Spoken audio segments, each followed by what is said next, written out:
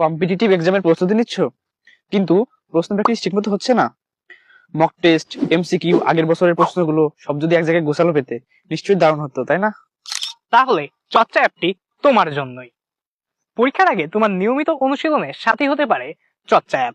চর্চাতে তুমি যত খুশি তত ফ্রিতেই মক টেস্ট দিতে পারবা, সেটা সিকিউ হোক কিংবা এমসিকিউ।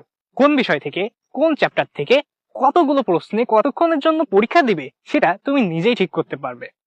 আর একটা টিপস, কোনো বিষয় পড়ার পর সেটি মনে করার চেষ্টা করলে বা সেটি নিয়ে কোনো কিছু ভাবলে সেই পড়াটা বেশি মনে থাকে। এই প্রসেসটাকে বলে অ্যাক্টিভ রিকল।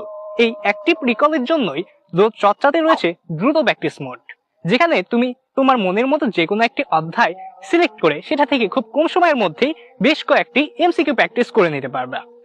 এবং যদি তুমি কোনো কিছুতে ভুল করো তাহলে সাথে সাথে এই প্রশ্নের নিচে উত্তর সহ ব্যাখ্যা তোমাকে দিয়ে দেওয়া হবে। আমার মতে এটি চর্চা অ্যাপের সবচেয়ে দারুণ ফিচার। টেক্সট বুকের কোনো বিষয় বুঝতে অসুবিধা হলে অথবা কোনো বিষয় কঠিন লাগলে মুহূর্তেই জিজ্ঞাসা করতে পারো চর্চা এআই এর কাছে।